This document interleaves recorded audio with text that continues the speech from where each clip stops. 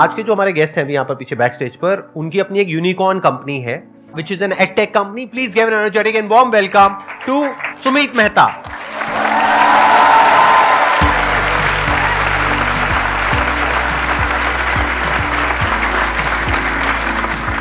आइए.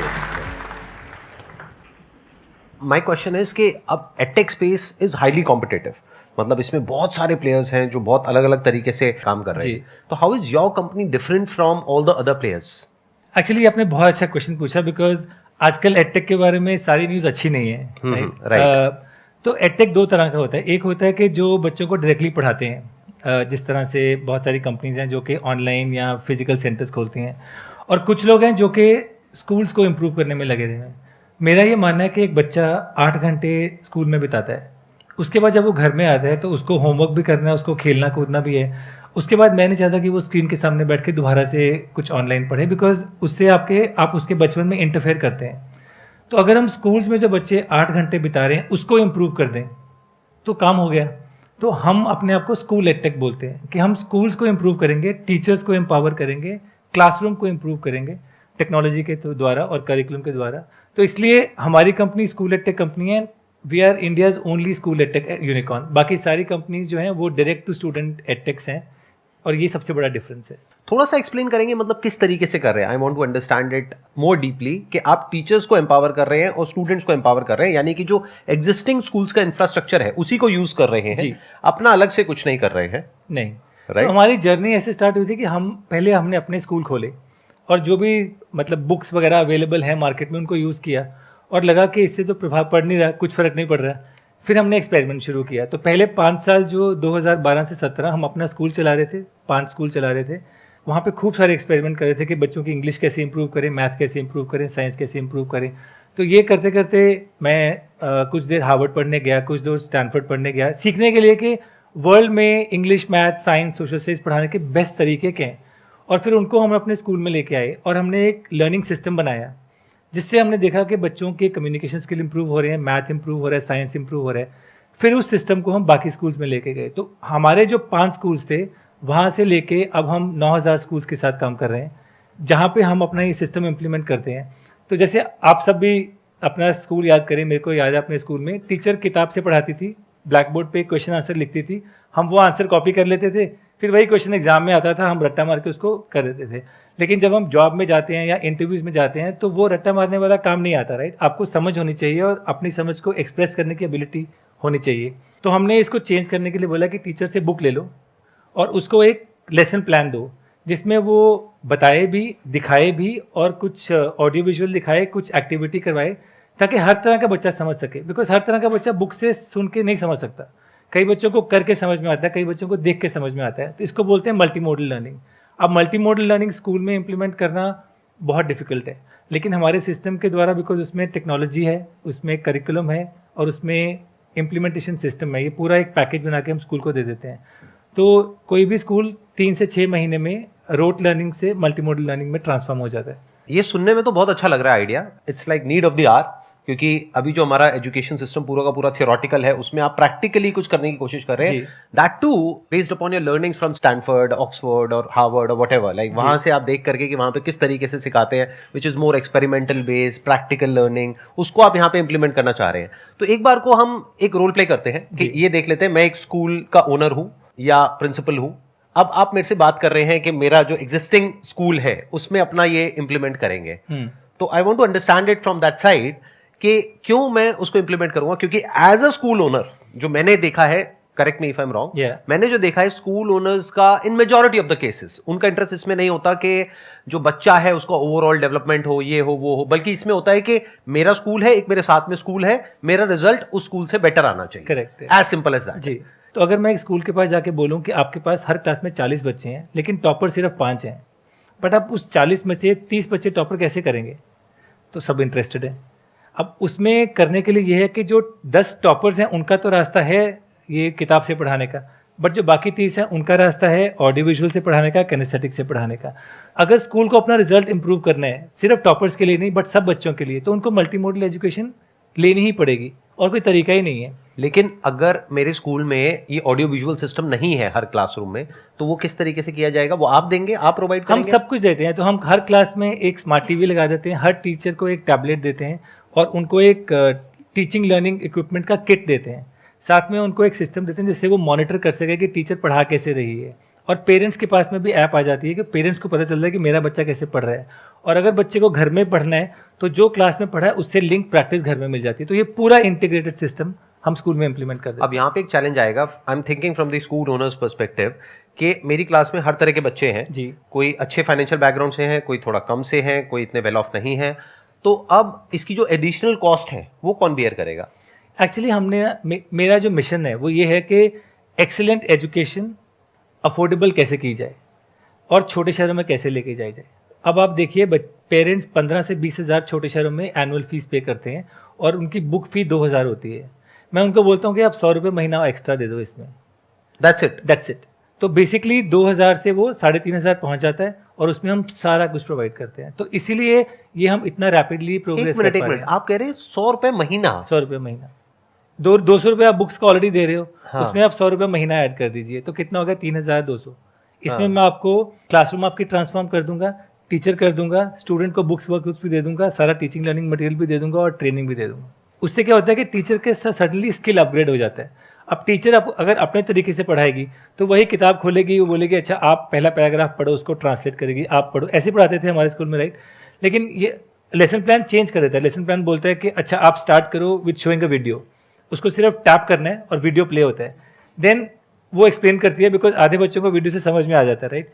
फिर वो बुक भी डिजिटल उसकी टैबलेट में ही है, वहाँ से समझा देती है थोड़ी चीज़। फिर वो बोलती है अच्छा आप 5 लोग ग्रुप में बन के ना ये चीज़ करो, आप 4 बच्चे ग्रुप में, तो ग्रुप प्रैक्टिस करवा देते हैं।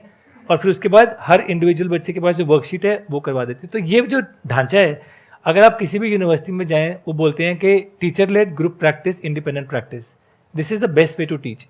अब ये नेशनल एजुकेशन पॉलिसी में उन्होंने डाल दिया, I do, we do, you do. ये अगर लेसन प्लान में है ना, तो इससे क्या होता है कि हर टीचर एक हाई लेवल पे पढ़ाने की कैपेबिलिटी हो जाती है और उसको सपोर्ट करने के लिए हार्डवेयर भी है।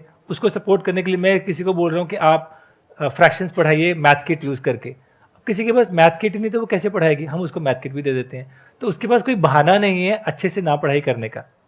तो टीचर के सारे बहाने निकाल के उनको सब कुछ फैसिलिटी दे देते हैं कि आपको अच्छे से पढ़ने के लिए टैबलेट भी है, टीवी भी है, किट भी है। अब बताइए क्या कारण है कि आप अच्छे से नहीं पढ़ाएंगे? कोई कारण नहीं है। एक्सीलेंट पॉइंट जी, बहुत बढ़िया।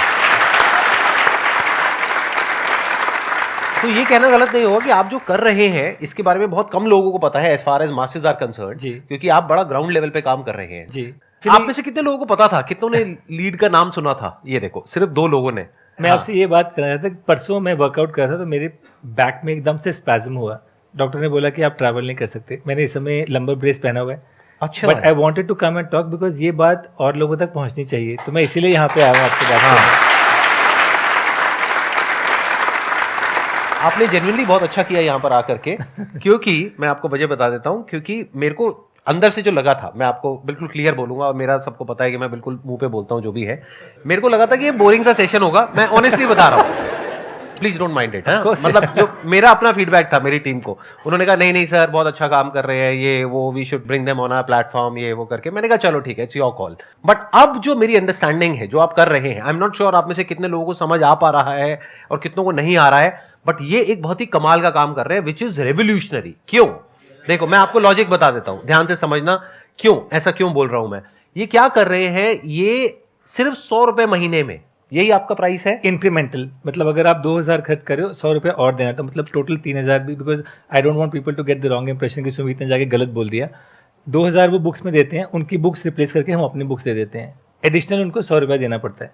एडिशनल जो लगा उनका वो सिर्फ 100 रुपए महीना लगा। करेक्ट है। और 100 रुपए महीने में आपने उनको उस लेवल की एजुकेशन दे दी जो स्टैनफोर्ड में मिलती है, ये कहना गलत नहीं होगा, या फिर इंटरनेशनल स्कूल क्वालिटी, इंटरनेशनल जो क्वालिटी एजुकेशन है वो आपने दे दी उनको जी। जो अगर किसी ऐसे स्कूल में जाएंगे जहां पे इस तरह की एजुकेशन मिलती है, वहां पे फीस होती है महीने की 10,000, 12,000, 15,000। करेक्ट है। ठीक कह रहा हूं? पता है आप लोगों को? पढ़े हो ऐसे स्कूल्स में?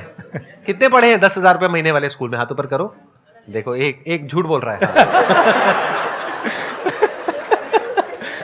आप वही काम जो 10,000 रुपए महीने में होता है, वही काम आप कर रहे हैं 100 रुपए महीने में, अगर देखा जाए तो। बिल्कुल ठीक कह रहा हूं मैं? बिल्कुल ठीक है। तो ये काम अपने आप में रेवोल्यूशनरी है एजुकेशन फील्ड में।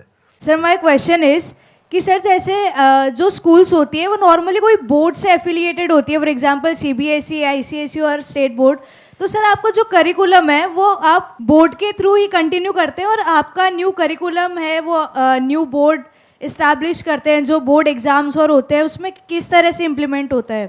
इंडिया में ना ये धारणा है कि बोर्ड एग्ज़ाम जो हैं वो करिकुलम भी ड्राइव करते हैं। सीबीएसई, आईसीएसई या स्टेट बोर्ड वो सिर्फ जो क्लास 10th का बोर्ड एग्ज़ाम है उस पर फोकस करते हैं। इंडिया में पूरा करिकुलम है वो एनसीईआरटी बनाती है। तो एनसीईआरटी डिसाइड करती है कि हर क्लास के एंड में क्या आउटकम्स चाहिए।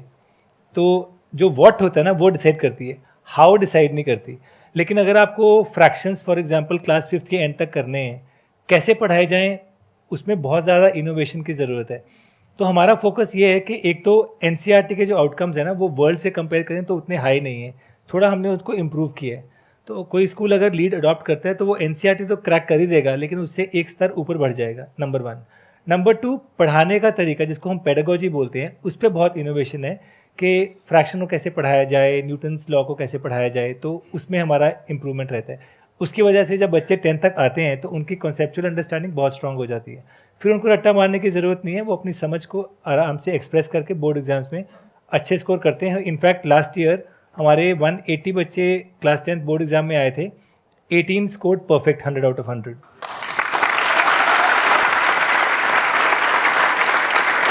अच्छा, मैं यहाँ पर आई एम सॉरी मैं बीच में इंटरप्ट कर रहा हूँ। Overall in terms of numbers, कि जब पहले वाले सिस्टम पे वो स्कूल थे, ये 9,000 स्कूल्स, और अब आपके सिस्टम पे आए हैं, तो रिजल्ट में क्या इंप्रूवमेंट हुई है overall? I am so glad आपने ये क्वेश्चन पूछा। हाँ। हम जब स्कूल के साथ काम करते हैं तो हम उनको एक बिगिनिंग ऑफ ईयर असेसमेंट करते हैं। उसमें 2 चीज़ें चेक करते हैं, मैथ एंड इंग्लिश, बिकॉज ये बेसिक स्किल्स हैं। इंग्लिश में ऑन एन एवरेज इंडिया में इस समय हर बच्चा 1.5 साल पीछे अपने ग्रेड लेवल से, जितने भी हमने टेस्ट किए हैं, 1.5 ईयर्स। एंड इन 1 ईयर हम उस बच्चे को 1.6 ईयर्स ग्रो करते हैं, तो मतलब 0.6 एक्स्ट्रा हो गया, तो 2 साल में हम उसको ग्रेड लेवल तक ले आते हैं। So that is one big achievement. अब बच्चा जब ग्रेड लेवल पे आता है ना, उसका एडवांटेज ये है कि जब वो साइंस की बुक पढ़ता है इंग्लिश में, और वो इंग्लिश ग्रेड लेवल पे, तो वो खुद से समझ आता है। उसके पहले उसको रट्टा मारना पड़ता, उसको समझ में नहीं आता था। So that's the big difference. Second ये है कि क्लास का एवरेज 54% होता है बिगिनिंग ऑफ ईयर असेसमेंट में। जब तक वो मिड टर्म तक आते हैं 72% तक पहुंच जाता है। Is it? Yes, and this is proven मतलब across 1.2 million students. It is not just 1 or 2 samples. Third important चीज़ है, ये बड़ी इंटरेस्टिंग चीज़ है, जब हम बिगिनिंग ऑफ ईयर असेसमेंट लेते हैं 28% बच्चे हैं जो कि 70% से ऊपर मार्क्स लाते हैं, 28%। तो ये वो टॉपर्स आ गए। By end term 70% students are above 70%। तो कर्व चेंज हो जाती है क्लास की। ये आप अपने बेस्ट के सिनेरियो की बात कर रहे हैं? ये 9,000 में से अगर मैं top आपको 10% रैंडम है, डेटा उनकी बात भेजता कर हूँ। रहे हैं? रैंडम 1.2 मिलियन स्टूडेंट्स का डेटा है, ये सैंपल नहीं है। Sandeep ji, actually the thing is के हमने ना, मैंने और स्मिता ने जब ये कंपनी स्टार्ट की थी, हम दोनों ने आपस में बात की थी कि if you don't earn even a single पैसा, बिकॉज उस समय नहीं पता था ना, जब स्टार्ट करते थोड़ी पता था कि यूनिकॉर्न बन जाएगी। Are we okay doing this even if you don't earn anything? And we said yes, because हमने 10 साल 12 साल काम किया था पीएनजी में, एंड बच्चों की एजुकेशन के लिए इनफ था और हमारे घर और खाने के लिए काफ़ी था। एंड वी वर क्लियर कि हमें ये करना है। अब वो बनेगा नहीं बनेगा वो तो किसी को नहीं पता, वो तो फ्यूचर में it's all a matter of chance, but we were clear कि हमें ये करना है। सो अल्टीमेटली फॉर मी, मैं अपनी टीम से एक्सेप्ट नहीं करता कि डेटा ये वो, बिकॉज अगर रिजल्ट नहीं आ रहा तो हम ये सब जो कर रहे हैं उसका कुछ फ़ायदा नहीं है, राइट? बिकॉज अल्टीमेटली ये कर रहे हैं इसलिए नहीं कि हम यूनिकॉर्न बन जाएं, ये इसलिए कर रहे हैं because we genuinely care about improving the education outcomes of the country. So you're doing a great job, I must say that, और मुझे बहुत अच्छा लगा आपसे मिलकर के। Thank you so Wish much. you all the best जो भी आप कर रहे हैं उसके लिए। Thank you. Big round of applause for him.